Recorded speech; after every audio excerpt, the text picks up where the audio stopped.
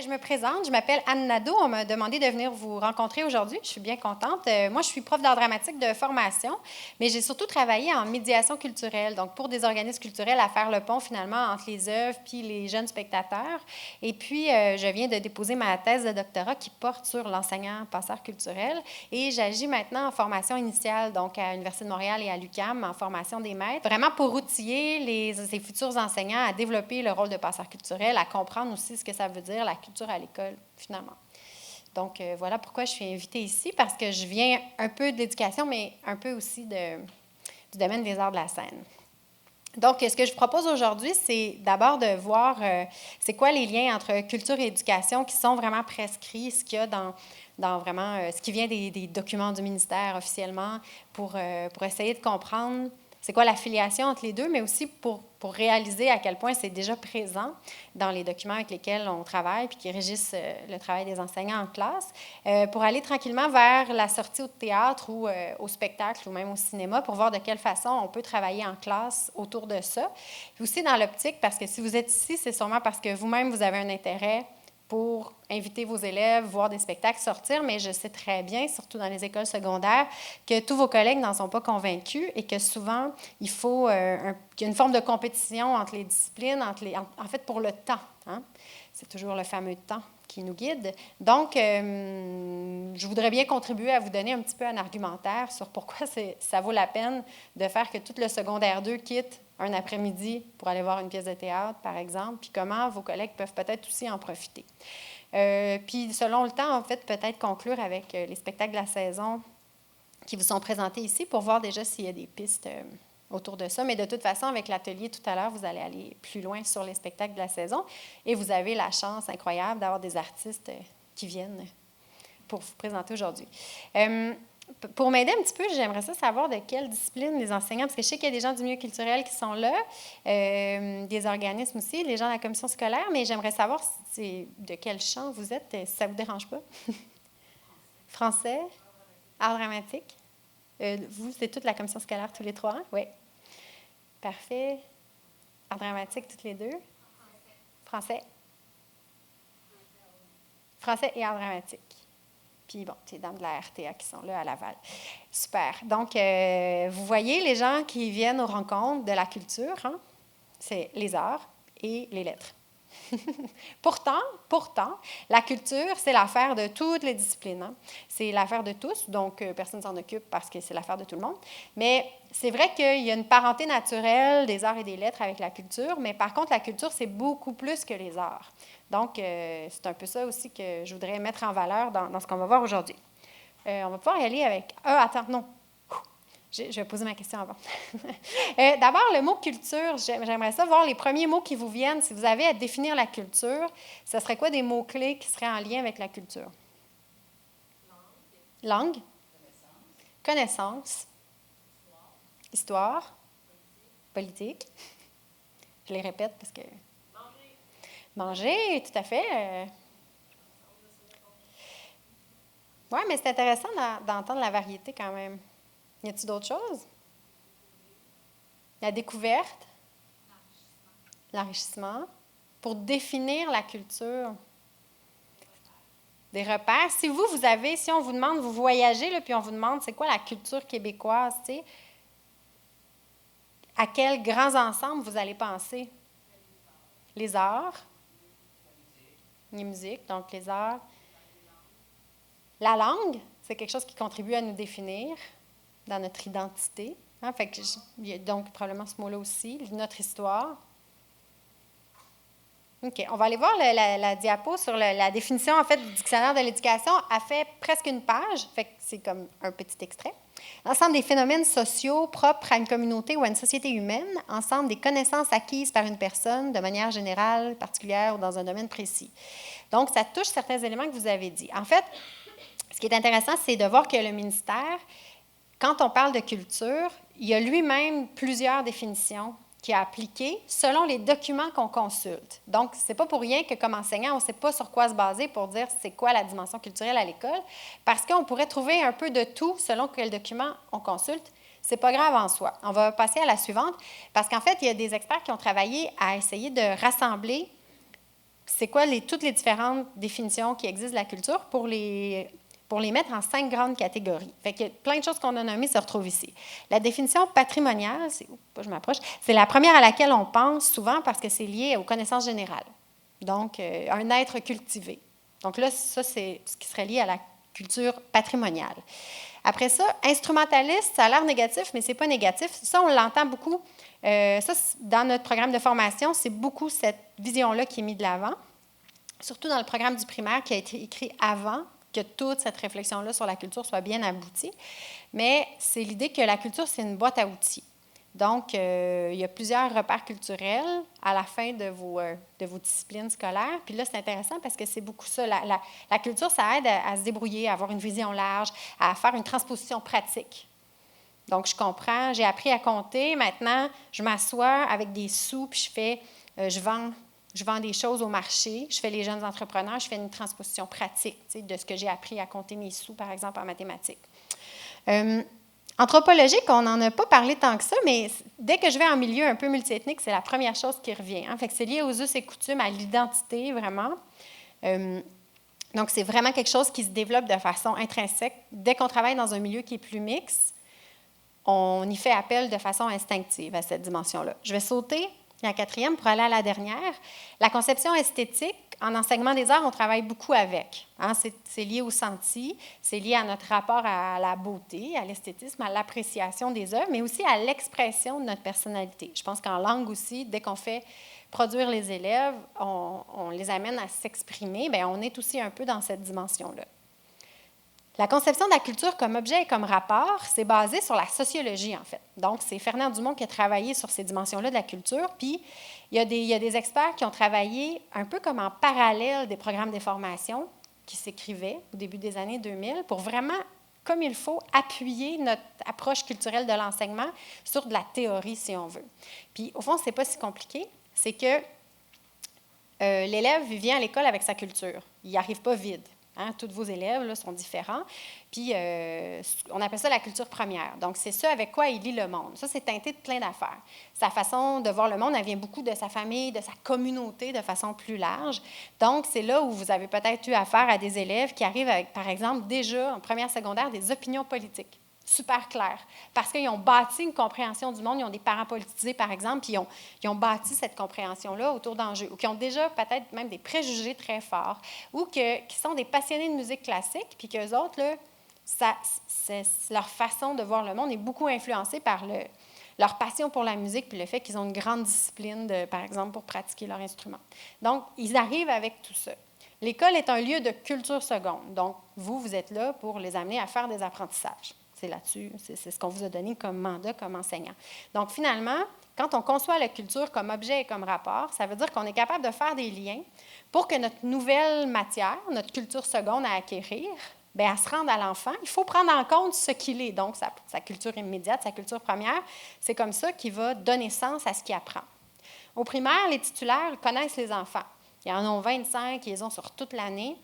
Leur connaissance de chaque individu, elle s'affine au long de l'année, puis ils sont capables vraiment d'intervenir de façon individuelle. Quand on enseigne au secondaire, puis qu'on a 200, 400, 800 élèves, les profs d'art drame, là, ça peut tourner autour de ça, c'est plus difficile de faire appel à la culture première individuelle de chacun des individus devant nous. Par contre, ils ont des choses en commun. Ils ont leur âge, ils ont un milieu de vie, une ville, un territoire. Il y a quand même des grands enjeux sur lesquels on peut les interpeller. On peut aussi leur demander de façon individuelle, pour s'approprier un apprentissage, de partir de qui ils sont, parce qu'ils écrivent, parce qu'ils créent en art dramatique. Donc, on a ce levier-là pour les faire créer. Mais nos collègues en sciences, puis en mathématiques, puis en univers social, puis en éducation physique, ils devraient faire ça, eux autres aussi. Ça fait partie. En éthique et culture religieuse, je vous dirais que c'est un peu comme en art ou en français, il y a quelque chose d'un peu inné à se tourner vers l'individu. Mais on devrait le faire dans toutes les matières, vraiment interpeller l'enfant dans ce qui est, pour qu'il puisse se sentir concerné par les nouveaux apprentissages. C'est un peu ça l'idée finalement, puis que ça le motive, puis que ça l'aide à donner sens à ce qu'il apprend, plutôt que de juste se remplir le crâne puis de l'oublier. Là, aujourd'hui, avoir tout oublié déjà parce que les examens sont terminés, par exemple. Donc, c'est ça un peu l'idée. Puis pour ça, bien, on a créé les repères culturels. C'est un peu les objets, c'est le mot qu'on a donné à ce qu'on exploite en classe. Il y a des repères qui sont prescrits, puis il y a aussi des repères qu'on amène dans la classe. Par exemple, les repères de culture première, bien, ils ne sont pas dans votre programme de formation, ça vient des élèves. Donc ça, vous y allez au fil, c'est des choix pédagogiques que vous faites, en fait, de les interpeller ou pas, puis à quel moment. Mais les repères culturels qui viennent de la culture seconde, ce n'est pas juste ceux qui sont dans votre programme de formation. Vous faites appel à plein d'autres repères. Tout à l'heure, on va vous présenter une pièce de Molière. Bien, ça se peut que ce n'est pas écrit comme repère culturel dans votre programme en français ou en drame, mais on s'entend que c'est un repère culturel intéressant à faire découvrir aux élèves. Donc, il y en a qui vont se présenter à vous par l'actualité, par exemple, la lecture des journaux, à la télévision aussi, ou bien par des intervenants qui se présentent, des occasions, en fait, qui passent. Fait que les repères culturels, ça prend différentes formes.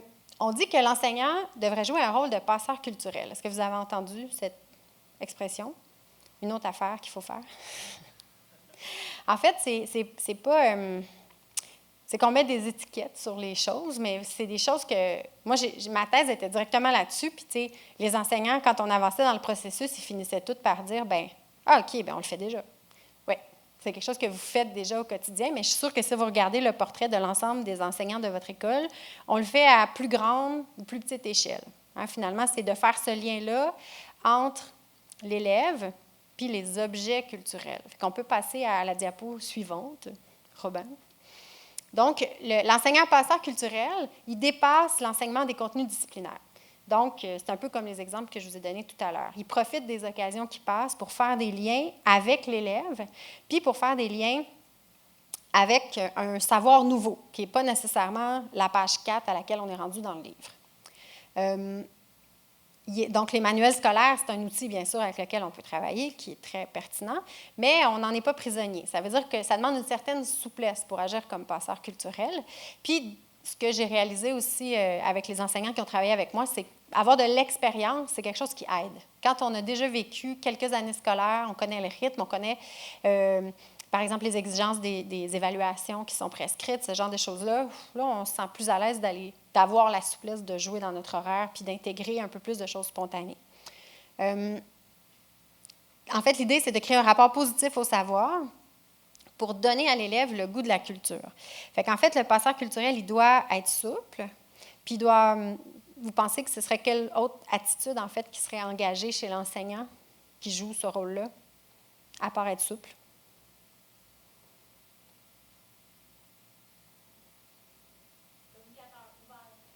Être ouvert, ça c'est clair, parce que des fois, il y a des choses que les élèves peuvent nous dire qui peuvent vraiment nous heurter dans dans nos propres références culturelles ou dans notre vision du monde. L'enseignant passeur culturel, il ne ferme pas la porte. Il ne dit pas « t'as tort » ou dis pas ça dans ma classe ». Donc, tu sais, des fois, on se fait un peu violence à nous-mêmes pour être accueillant par rapport à ça, puis être capable de trouver comment on va faire le lien, puis permettre aux autres élèves. Mais on est dans une dynamique d'échange quand on est passeur culturel. Donc, bien sûr, on est le spécialiste de notre discipline, puis c'est nous qui mettons en place le code de vie. Là. L'idée, ce n'est pas de créer l'anarchie, mais au moins de permettre à l'élève qui ne pense pas comme les autres de pouvoir affirmer sa parole, puis de la défendre aussi. Puis le pluralisme, c'est ça, hein? C'est d'être capable de vivre à côté de gens qui ne vivent pas comme nous, puis qui ne pensent pas comme nous, puis d'accepter, puis de découvrir ça, finalement. Donc, vous avez dit l'ouverture, puis vous avez dit la communication. Oui, le passeur culturel est un vulgarisateur. Vous le faites dans votre matière, mais des fois, il y a d'autres élèves. Vous le faites peut-être dans les corridors aussi avec des situations qui se passent. Donc, c'est sûr que ça en fait partie. Est-ce qu'il y a d'autres choses, à votre avis? Être curieux, parce que cultiver la curiosité, c'est quelque chose qu'on peut modéliser. Hein? Puis plus on est curieux, plus on va amener les élèves à s'intéresser à des choses différentes, tout à fait, pour la générer chez les enfants, les adolescents. Sinon, on me dit souvent, des fois, la passion. Si vous avez choisi d'enseigner une discipline comme spécialiste, c'est sûrement parce que vous avez un intérêt pour cette discipline-là ou pour un élément. Si j'enseigne l'art drame puis que quand j'arrive au jeu masqué, c'est l'affaire que j'aime le plus, c'est sûr, à la fin de l'année, si je sondais les élèves, c'est ça qu'ils vont avoir aimé le plus, eux autres aussi. Vous présentez un auteur en français puis c'est votre auteur, là, bien, ça paraît. Puis les élèves vont le découvrir avec un autre genre de curiosité. Donc ça, c'est sûr, ça se force pas. Mais sauf que moi, je vous invite à prendre le droit d'affirmer vos passions puis d'être qui vous êtes en classe. Parce que les élèves, eux autres, ils vont changer de prof à chaque année. Donc, c'est le fun qu'ils voient cette couleur-là. Donc, là, je vous mets ce que le ministère vous dit. Donc, le passeur culturel est vu comme celui qui aide les élèves à construire du sens par l'établissement de nouveaux rapports à eux-mêmes, aux autres et à autrui. Donc, au monde et à autrui. C'est 2 fois la même affaire. En fait, le passeur culturel, c'est pas quelque chose qui se rajoute. Là. La culture, c'est pas quelque chose qui se rajoute. C'est comme une vision de son travail qui est différente. C'est comme un enseignant bonifié. C'est quelqu'un qui a des antennes sur ce qui se passe, qui est capable de faire des liens, puis qui ne conçoit pas que son enseignement, c'est un silo. Parce que la société, elle ne fonctionne pas comme ça. T'sais. Fait que ça se peut qu'on ait affaire à travailler, à faire appel à différents savoirs pour avancer dans la vie. Hein. Ce n'est pas juste 1 heure les maths puis 1 heure le français. Fait que ça permet d'être un citoyen du monde, finalement. Bon, c'est un peu ça. On va passer à la suivante. C'est par les repères culturels qu'on fait notre travail. Donc là, un repère culturel, qu'est-ce que ça peut être, un repère culturel? Est-ce que vous avez des exemples? Molière. C'est l'exemple que j'ai donné tout à l'heure. Ça, c'est un exemple qui vient de la culture première ou de la culture seconde? Seconde, hein? C'est quelque chose que, écoute, certains élèves vont déjà le connaître, mais il ne faut pas confondre, même s'ils connaissent une connaissance qu'ils ont, ça ne fait pas partie de leur façon de voir le monde, à moins peut-être d'avoir voyagé en tournée avec des parents artistes, puis que, mais tu sais, sinon, c'est ça. Même s'ils ont déjà une connaissance du mot, ça ne fait pas partie d'eux de comment ils se définissent. Hein? Donc oui, c'est nécessairement la culture seconde. Est-ce qu'il y aurait d'autres types de repères culturels? Y en a-tu qui sont dans vos programmes que vous dites « Ah oui, ça, j'ai une liste à la fin des dernières pages ». En français, vous en avez qui sont prescrits des repères culturels? Pas prescriptifs, hein? C'est comme en art. En fait, il y a des... quand je rencontre des enseignants dans les écoles secondaires, il y a souvent les enseignants d'univers social ont leur repère culturel prescrit, eux autres. Il y a des enseignants de sciences qui me disent « moi, tout ce que j'enseigne, c'est des repères culturels. » C'est vrai. Mais on a le mandat de faire un rehaussement culturel, donc on fait les contenus, bien sûr, mais les contenus nous amènent souvent à dépasser les apprentissages prescrits. Des enseignants du préscolaire qui me disent « Moi, j'utilise la patte patrouille comme référence culturelle. » Trouvez-vous que c'est un référent, que c'est vraiment un repère culturel? C'est un super dessin animé avec des chiens qui sauvent le monde. C'est intéressant parce qu'il y a toujours des oui puis des non, mais en fait, là, le penseur culturel est un ratoureux. Il peut bien utiliser la patte patrouille si ça lui permet d'amener les élèves plus loin. Parce que le repère culturel, il est supposé de donner du sens et de la saveur au savoir. Fait que moi, si j'utilise la patte patrouille pour développer l'empathie chez les enfants puis leur faire comprendre qu'est-ce que ça veut dire, bien, pourquoi pas. Par contre, ce n'est pas un rehaussement culturel. L'enfant n'a pas besoin de l'école pour y apprendre c'est quoi la patte patrouille. Par contre, si j'ai Gilles Vigneault versus la patte patrouille, on comprend que la valeur intrinsèque du repère n'est pas la même. Mais pour arriver à Gilles Vigneault, peut-être que les élèves de secondaire 1, si je leur parle de Gilles Vigneault, un monsieur en col roulé, peut-être, a priori, ce n'est pas l'affaire qui les intéresse le plus. Fait que comme je peux être ratoureuse, puis je peux peut-être passer par un autre chemin pour le faire découvrir, peut-être avec des albums, peut-être avec des gens... Il y a plein d'artistes contemporains qui se sont réappropriés les textes de Vigneault. Il pourrait y avoir... Nous, c'est un peu ça, c'est la job du pédagogue de trouver le chemin, finalement, vers ça. C'est bon, on va passer à la suivante. C'est juste pour dire, en fait, que tout ça, c'est dans les programmes. Puis la culture à l'école, c'est la job de tous les profs. Vous évaluez des stagiaires. La compétence 1, finalement, c'est la compétence culturelle. Puis notre programme, les 12 compétences des enseignants, elles s'appuient sur la professionnalisation et l'approche culturelle de l'enseignement. La réforme de l'éducation, elle a été faite, la raison numéro 1, c'était pour qu'il y ait un rehaussement culturel. Sauf que finalement, on s'est enfargé dans l'évaluation, puis on n'a plus jamais parlé de ça, là. Merci. Mais c'était vraiment ça l'objectif de base. Fait que tout ça, ça a déjà été défini. Fait que la dimension culturelle à l'école, c'est supposé de faire partie du travail de tous les enseignants, puis pas juste des enseignants d'art et de français qui s'en préoccupent parce qu'il y a des liens directs avec la discipline, mais c'est vraiment le travail de tout le monde. Donc, l'enseignant passeur culturel, c'est l'agent, finalement, qui amène ça, puis les repères culturels, c'est l'objet. Ce qui m'amène au spectacle de théâtre, qui est un repère culturel donc, dont on peut se servir en classe. Puis, si vous êtes le moteur de l'organisation de cette activité-là, vous vous retrouvez sûrement souvent avec des collègues qui lèvent les yeux au ciel puis qui ne sont pas super contents d'accompagner les 400 élèves qui vont sortir au théâtre puis de manquer une période. Fait que l'enjeu, parce que vous, là, si vous l'avez choisi, ce spectacle-là, c'est parce que vous faites quelque chose avec en classe. Votre réinvestissement, je suis certaine que vous le faites. Le problème, c'est souvent de convaincre les collègues que c'est quelque chose d'important. Fait que, on va regarder un petit peu c'est quoi les ancrages qu'on a autour de la sortie, puis peut-être que là-dedans, vous allez trouver certaines choses que vous pouvez, en fait, mettre à la disposition aussi des collègues pour qu'eux autres aussi, finalement, ils trouvent qu'il y a quelque chose à gagner avec cette sortie-là. On va passer à la suivante. Donc, moi, je propose souvent, pour intégrer la sortie, de vraiment se préoccuper du avant, pendant, après. Le avant, il y a le avant pédagogique puis le avant organisationnel. Bien sûr, vous allez organiser la sortie, vous allez recevoir des documents qui vont vous aider à faire votre planification pédagogique. Moi, je pense que comme agent dans votre école, la personne qui a organisé la sortie, vous avez tout à gagner à informer vos collègues, pas juste de à quelle heure on part puis à quelle heure on revient, mais bien de leur transférer le document que vous allez recevoir, le document d'accompagnement du spectacle, de leur transférer par courriel pour qu'ils sachent un peu ce que c'est. Puis dans un courriel où vous avez écrit peut-être en une ligne ou deux ce qui est attendu d'eux pendant la pièce, parce que ça ne veut pas dire que vos collègues ils fréquentent le théâtre. Puis il y en a qui sont mal à l'aise avec ça aussi, puis qui pensent, par exemple, qu'il faut beaucoup intervenir auprès des élèves, par exemple, ou alors qui ne sont pas nécessaires dans la salle de spectacle. Donc, c'est vraiment de leur préciser qu'est-ce que vous attendez d'eux. Puis ça, vous allez vous sentir aussi mieux parce que sur place, ils vont plus savoir quoi faire. Donc, comment vous voulez est-ce qu'ils s'installent un petit peu partout à travers les groupes? Bon, comment vous voulez que ça se passe? Puis les petites règles d'usage, téléphone, tout ça, c'est intéressant aussi les signifier à nos collègues pour avoir travaillé longtemps dans une salle de spectacle. C'est vraiment pas tout le monde qui le sait. Fait que c'est juste passer l'information, c'est intéressant. Fait que ça peut venir en amont. Après ça, la préparation avant, bien, vous pouvez leur dire aux collègues qu'est-ce que vous faites en classe pour préparer les élèves à la sortie. Puis là, si vous les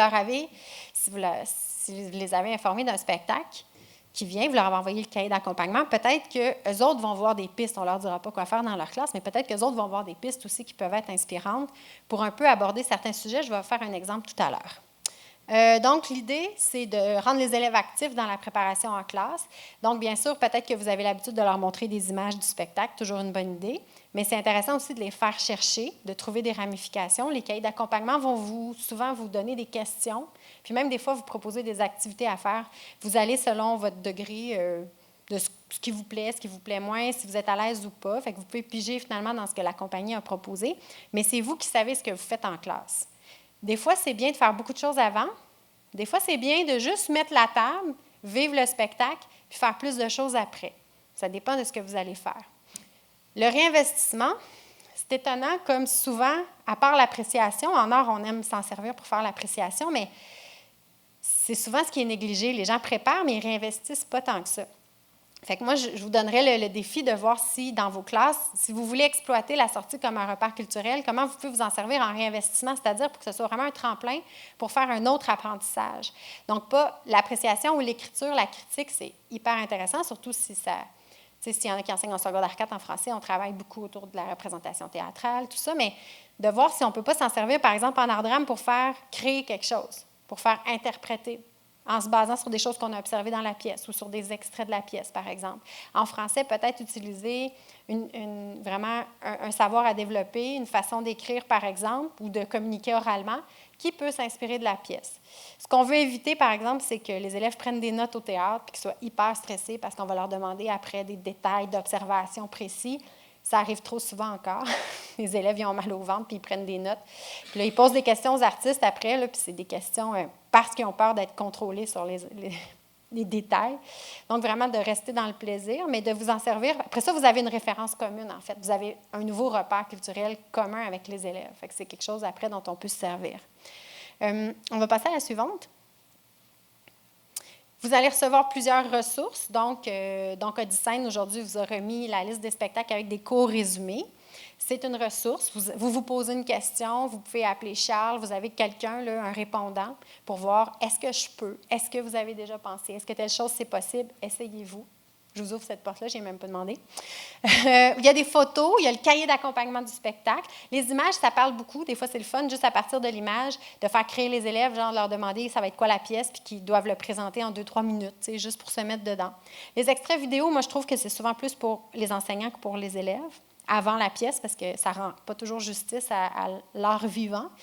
Les critiques, c'est intéressant. Si on veut travailler sur des critiques, il y en a eu des fois des critiques publiées de la pièce qu'on va voir, fait qu'on peut faire lire les critiques aux élèves. Les artistes ou des médiateurs peuvent aussi se rendre en classe. Puis maintenant, avec les mesures financières qui vont être présentées par M. Labine tout à l'heure, vous allez voir que c'est possible de faire venir des gens en classe, des compagnies de création ou des médiateurs de scène pour venir préparer les élèves au spectacle pour faire des retours aussi. Fait qu'il y a quand même plusieurs ressources qui existent. Pour terminer, je vais juste prendre un exemple, en fait, avec un spectacle. Je suis allée avec Antioche, juste parce que c'est un spectacle de théâtre, de création contemporaine. Fait que je me suis dit, je vais jouer à voir si j'ai des idées. On va pouvoir passer à la diapo suivante. C'est un spectacle qui va vous être présenté tout à l'heure. C'est une des 4 propositions pour le secondaire. Je mentionne que le texte est publié. Tu sais, les enseignants aiment ça des fois, savoir que le texte peut être accessible. La création contemporaine, ça se lit super bien. Hein? Les élèves sont capables de lire ça. C'est vraiment intéressant de leur faire lire du théâtre, même si on n'est pas en théâtre. C'est un genre qui se lit bien puis qu'on peut lire en classe aussi. Donc, je me dis, que c'est un texte qui parle beaucoup de la révolte. Fait que moi, je me dis, OK, j'essaie de trouver des pistes dans différentes disciplines. Je me dis, la révolte, moi, ça m'allume. Là, je trouve ça intéressant. Je travaille sur le FTA en médiation culturelle, puis il y avait aussi un spectacle sur la révolte, puis juste écouter les élèves parler de révolte, là, secondaire 3, 4, 5, là, leur conception d'une révolte citoyenne, c'était vraiment intéressant. Tout le spectre était présent. Il y a des gens pour qui c'était la pire affaire au monde, puis d'autres pour lesquels c'était indispensable. C'est vraiment intéressant. Donc, je me dis, si j'enseignais en ECR, là, les profs de CR, c'est vos amis pour les sortir au théâtre. Il faut vraiment les informer. Eux autres, là, c'est une mine d'or, les spectacles. Donc, je me disais, c'est quoi la différence entre la révolte et la radicalisation? Ce serait intéressant de faire discuter les élèves là-dessus. Demander aux élèves, même en français, peut-être pour quelle cause ils seraient prêts à organiser une révolte. C'est intéressant de réfléchir sur eux aussi. À quoi peut servir la révolte? Si j'enseignais en histoire, là, j'irais, là, il y a Antioche, Antigone aussi. Il y a des choses il y a des éléments historiques qui sont nommés dans la pièce. En théâtre, on pourrait le faire aussi, mais présenter minimalement le personnage d'Antigone, le théâtre puis les Grecs, un ancrage historique. Des révoltes utiles. Y en a-t-il des révoltes utiles? Je pense que oui. Si on regarde historiquement, ça serait intéressant. Puis un lien avec la mythologie. Je pense qu'en histoire, en secondaire 1, ils travaillent un peu là-dessus. Bon, pour avoir des choses intéressantes. En géo, super intéressant de voir la zone chaude dont il est question. Antioche, c'est une vraie ville. Moi, je l'ai appris en lisant le document d'accompagnement. Donc, en Turquie, à la frontière de la Syrie, c'est comme un endroit un petit peu chaud. Puis, historiquement, si on revient à mon prof d'histoire, c'était la route de la soie qui partait de là. Puis là, on dit, bien, c'est là que les jeunes djihadistes qui veulent s'engager, ils passent par cette ville-là. C'est super, les ados vont être super intéressants de comprendre ça avant la pièce. Le prof de géo peut faire une parenthèse de 15 minutes là-dessus, puis ça fonctionne. En français, j'ai vu dans le cahier d'accompagnement qu'il y a un exercice de poésie qui est proposé aux élèves. Fait qu'a priori, pour le théâtre, on ne pense peut-être pas à la poésie, mais eux autres sont partis de l'idée des listes. Il y a un personnage qui fait des listes pour faire des poèmes. Puis de comparer la narration, le dialogue, voir qu'est-ce que ça veut dire en théâtre, comment on peut s'en servir, par exemple. En art dramatique, vous allez voir comment se côtoient des personnages de différentes époques. Ah, ça, c'est mon timing. J'ai manqué mon 5 minutes. OK. Ah, c'est parfait.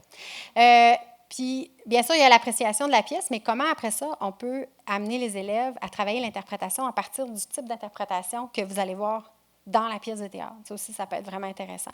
On n'est pas obligé de toujours chercher des techniques théâtrales à faire voir aux élèves. Tu sais, des fois, c'est juste dans la subtilité du jeu, puis dans les différences aussi dans le jeu d'acteurs. Ça peut être inspirant aussi pour faire travailler les élèves en classe après ou pour leur faire inventer la suite, par exemple. Ça, c'est un classique, mais c'est comme ça souvent qu'ils s'en rappellent. Les autres, ils auraient peut-être fini l'histoire différemment. Surtout dans le cas de ce spectacle-là, tu sais, ça donne plusieurs idées. Donc, qu'est-ce qu'on aurait pu faire à ce moment-là avec les élèves?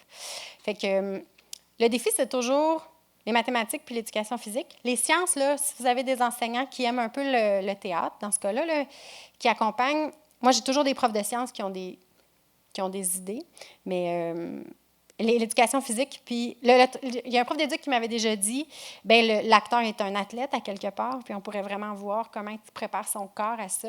Ça peut être super intéressant. Puis les mathématiques, ça prend un prof qui a envie de... Vous les mettrez au défi, en fait, d'observer des choses dans la pièce pour après faire calculer, réfléchir les élèves sur les enjeux mathématiques de la conception, par exemple. C'est intéressant de faire venir un concepteur d'éclairage comme Robin, pour calculer les angles de vue, pour calculer les faisceaux lumineux. Il faut qu'il compte aussi. Hein? Il faut penser à ces choses-là. Mais ça prend un prof de maths qui a le goût, ça c'est sûr. Fait que c'est un peu ça que je voulais vous faire, juste un petit portrait pour vous dire en fait que, en espérant que vos collègues vous supportent dans ces sorties-là, puis dans le temps que ça peut exiger de leur part, puis en espérant qu'eux autres aussi, ils développent le goût, puis qu'ils voient le potentiel finalement de ces sorties-là, puisque maintenant, vous aurez la chance de pouvoir en faire 2 par année. Comme cela, vous saurez expliquer un petit peu plus tard si vous n'êtes pas déjà au courant. Est-ce qu'il y avait des questions? Non? Alors, je vais vous remercier beaucoup de votre écoute. Merci. Bon après-midi.